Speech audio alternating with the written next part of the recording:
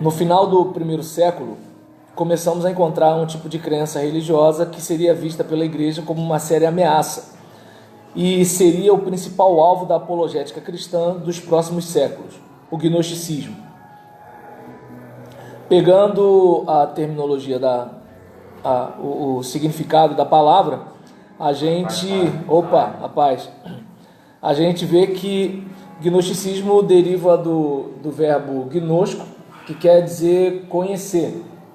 E a busca por gnosis seria uma busca por um conhecimento secreto de coisas místicas, reservado apenas para os mais devotos, mais disciplinados e espiritualmente elevados. Então seria uma coisa mais acessível para o que nós chamaríamos hoje de iniciados.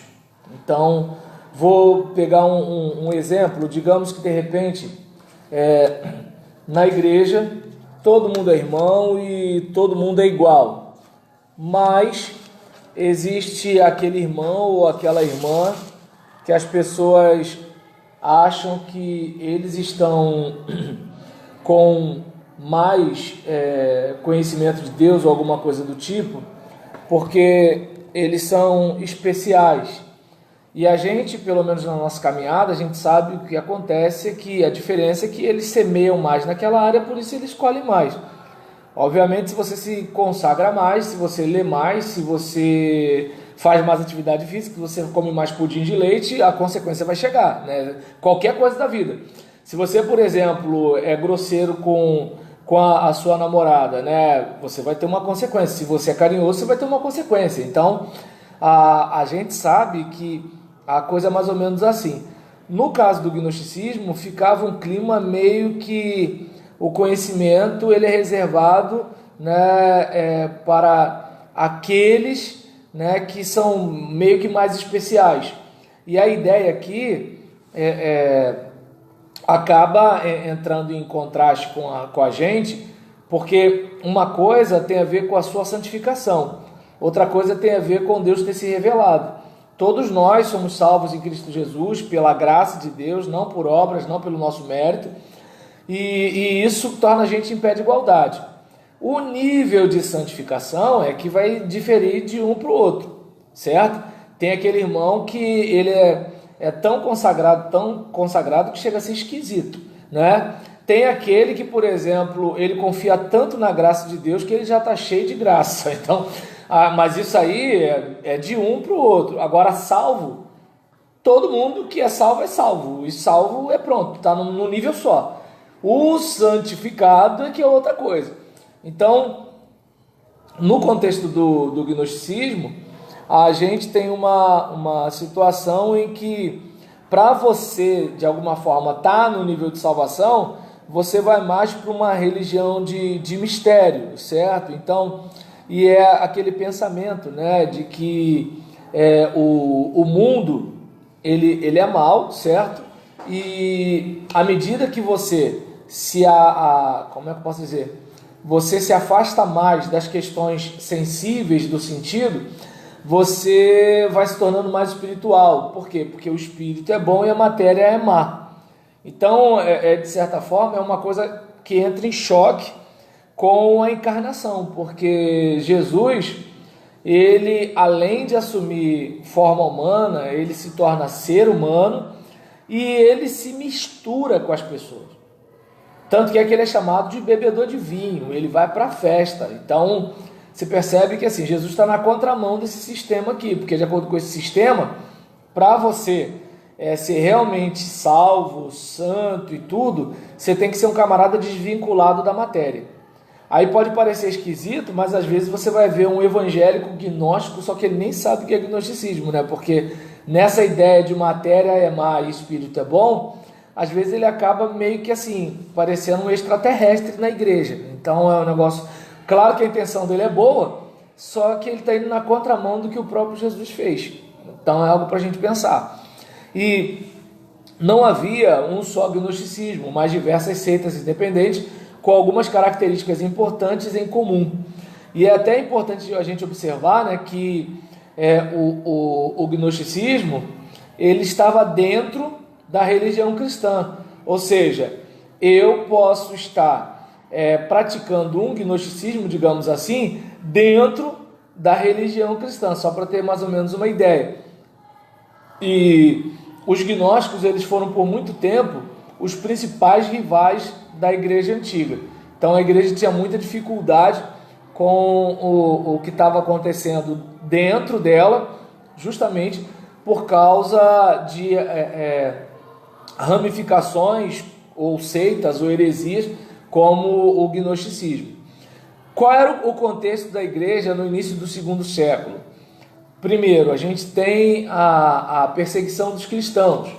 A gente tem uma transição demográfica em que os cristãos eles estão saindo de, como é que eu posso dizer, de uma religião restrita a judeus na Judéia para uma religião majoritariamente gentia para os confins da terra, como Jesus tinha dito que ele queria que a igreja fosse.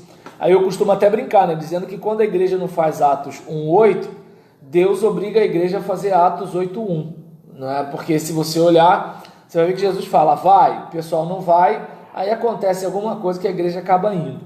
E com a morte dos apóstolos foi surgindo um vácuo de autoridade, porque quando o povo de Deus começa com Jesus. Jesus morre, tem os apóstolos morrem, e agora? Porque a gente tem a Bíblia, e eles tinham o quê? Então ficou uma situação em que assim, começa a aparecer gente mais eloquente, começa a aparecer gente que fala mais alguma coisa, gente que fala melhor aqui, fala melhor lá, e daqui a pouco surgem pensamentos que alguém fala assim, peraí, isso está diferente do que a gente aprendeu lá atrás com os apóstolos. E aí, no primeiro ponto, a gente tem a igreja perseguida. Em Atos dos Apóstolos, a gente tem o início da perseguição. A gente tem uma perseguição que é intensificada em 64, mais ou menos, depois de Cristo, com Nero. Não sei se vocês lembram, né, daquela situação em que os historiadores atribuem a ele ter incendiado Roma. E mesmo ele sendo imperador, ele ficou numa situação política difícil com o povo. Então ele fez o quê? Botou na conta dos cristãos. Olha, isso está acontecendo porque eles tacaram fogo em Roma. E a igreja já contava com a antipatia da população. Então, devido a essa questão da antipatia, então é aquele negócio assim, quem não gosta de você vai acreditar em rumores a seu respeito. É aquele caso, agora eu não sei quem é o autor, mas tem uma frase que eu acho muito legal que diz o seguinte, olha, não gasta tempo se explicando, né? Porque você não precisa acreditar nos amigos, porque eles já acreditam em você e esperam o melhor de você. E não adianta você se explicar para os inimigos, porque eles não querem acreditar em você. Então, nisso, foram os cristãos que tacaram fogo. Então vamos acabar com essa raça de gente que prejudicou a nossa cidade.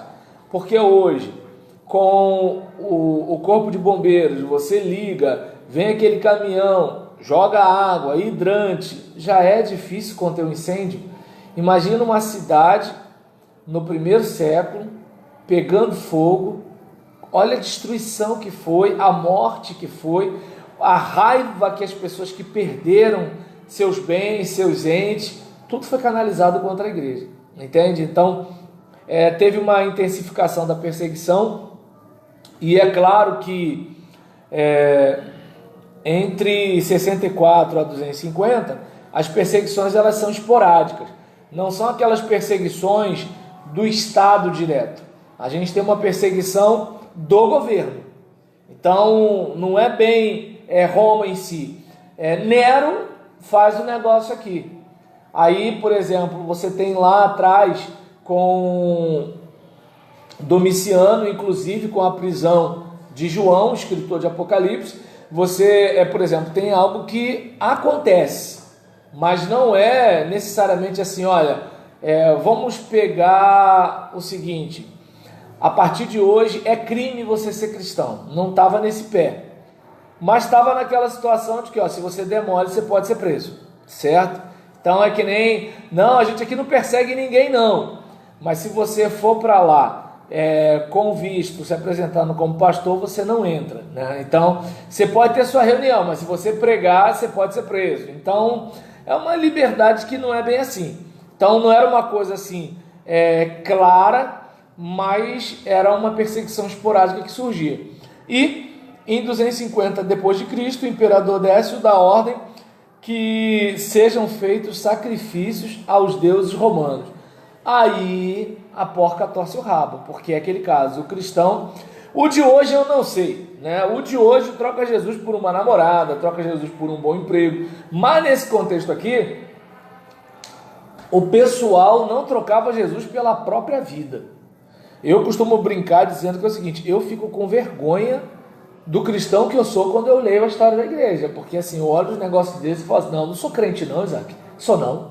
Eu olho para esses caras e falo assim, pô, eu tenho um problema às vezes com uma pessoa ou outra, eu me indisponho com alguém na igreja, mas agora essa gente aqui morria, né? Então, assim, não tem explicação para um negócio desse. E aí, nesse caso, a gente lida, né, com duas perseguições gerais naquele período, né, entre 2057 e 2058, também de 303 a 313. Então a gente se depara com uma situação como essa, em que a morte não era a única consequência da perseguição. Além dela, obras eram interrompidas, ocorriam problemas entre membros, divergências teológicas e infiltração de grupos religiosos como os gnósticos. Então, pensa bem, olha o problema que a igreja tem, né? Assim, hoje, basicamente, o problema que a gente tem é dentro da igreja. Claro, tem problemas como o caso da Ana Paula Valadão, em que, assim, tem uma situação de 2 milhões aí, porque ela foi pegar aquele caminho de dizer, né, que, assim, prática homossexual é pecado, que o certo é homem e mulher e tudo e tal. E, não sei se foi o Ministério Público, mas assim, veio uma ação para cima dela por causa disso. Aí eu costumo brincar dizendo, né? Se um gay falar que todo pastor é ladrão, tá de boa. Agora, se um pastor falar que todo gay é promíscuo, né? Embora não é isso que a igreja fala que é pecado. E detalhe, a igreja não fala só que a prática homossexual é pecado. A igreja fala que um casal hétero solteiro que está tendo relação sexual está pecando. Então, assim, imagina, né, imagina se um casal de jovem hétero que está transando fosse processar a igreja, porque assim, como é que é? Um negócio de, eu não sei nem qual fobia que seria, né, agora não tá vindo a palavra aqui, mas digamos assim, tá dando para entender, oh Jesus? Então o que acontece? Você percebe que assim, a gente está tendo problemas desse tipo.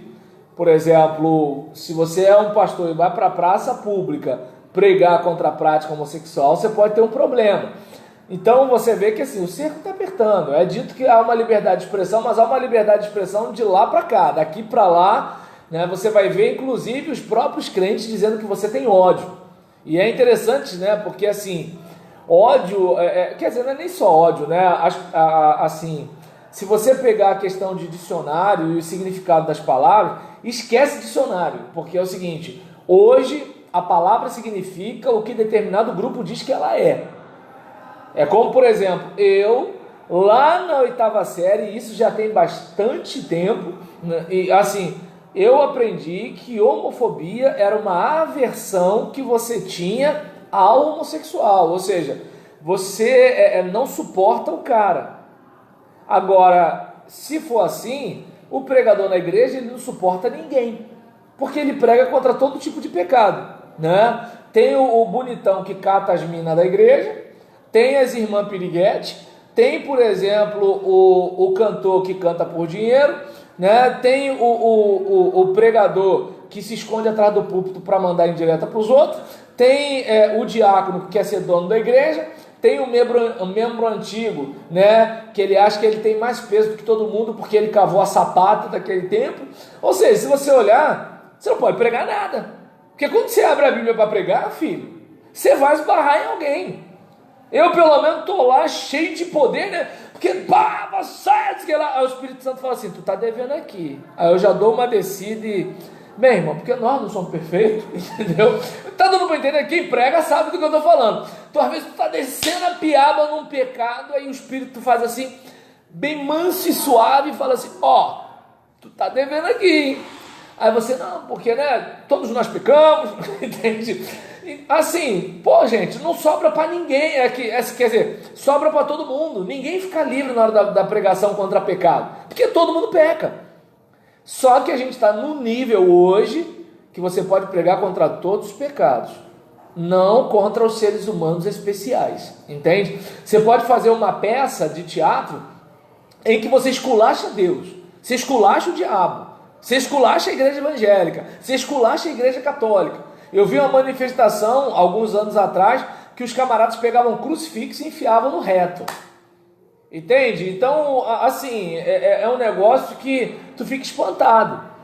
Primeiro que você pensa, peraí, o crucifixo, ele tem, né, um formato quadrado. Como é que o cara, né, é um negócio meio assim, tu já fica assim. Mas de outro ponto, caramba, é um símbolo religioso. Quando o bispo Von Helder, ele deu um toque com o pé, quem chuta sabe que não foi um chute, foi um toque com o pé, um toque infeliz, mas foi um toque com o pé, em que ele fala o seguinte, ó, isso aqui não reage. Aí vem a Rede Globo, vem toda uma movimentação de católicos, e vem o desagravo contra Nossa Senhora. Eu não vi movimentação nem da Rede Globo e nem de católico praticamente, vi de um ou de outro, mas nem de católico, contra isso que fizeram. Então você percebe que a gente está vivendo um tempo em que, assim, existem seres humanos especiais, entende? E você tem que falar seres humanos especiais, porque dependendo do que você falar, você tem problema.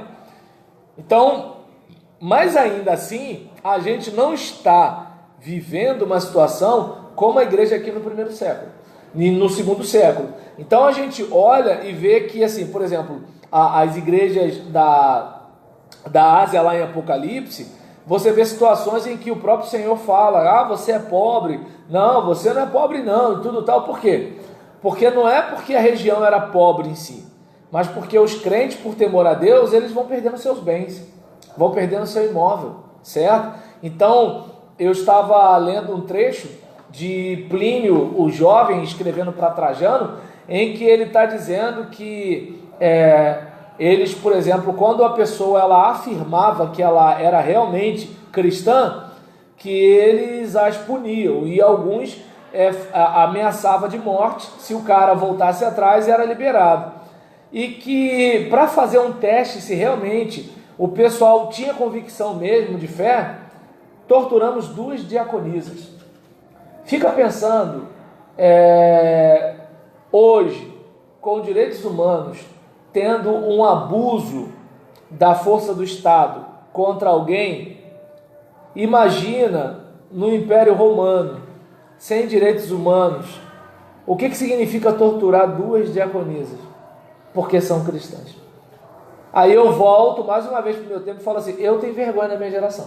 Porque assim, se o pastor não cumprimentou a gente, né, se alguém não foi no culto do nosso lar, a gente já fica magoadinho.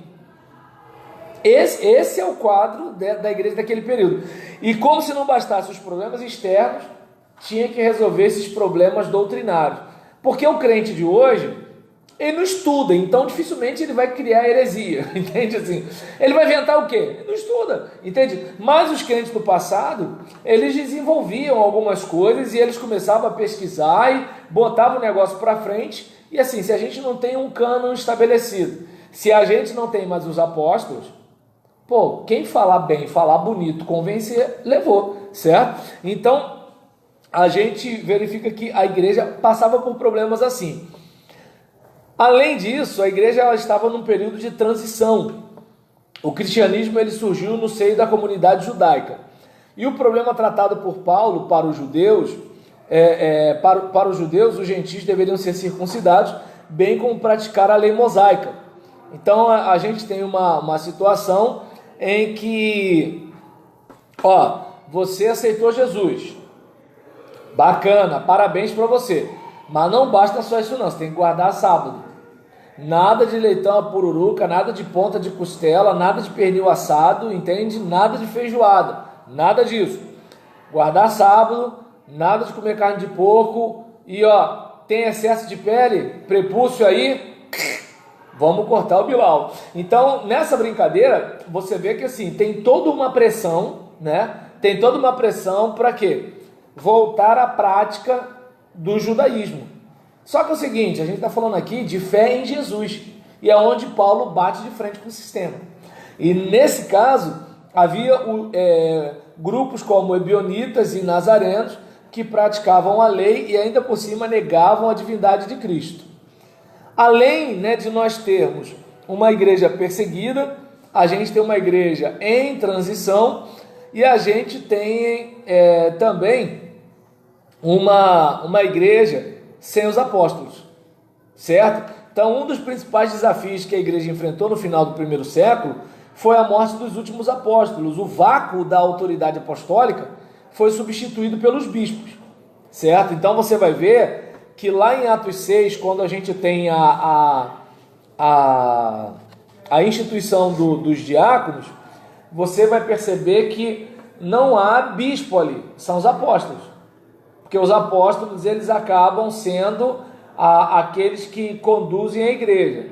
Mas a igreja vai crescendo, então vai havendo uma demanda maior de liderança. Diante dessa demanda, é preciso que sejam instituídos os presbíteros. E de acordo, se você olhar, inclusive em Atos, acho que é Atos 20, você vai perceber que assim, pastor, bispo e presbítero são palavras intercambiáveis. Então, nesse contexto aqui, a figura do bispo vai começando a se destacar, certo? Então, Pedro fala que os irmãos são presbíteros, assim como ele também é presbítero. Então, Pedro está deixando claro que assim, olha, eu sou apóstolo na questão de ser um dos 12 de Jesus, mas sou presbítero na questão de cuidar da igreja. Deu para perceber a diferença?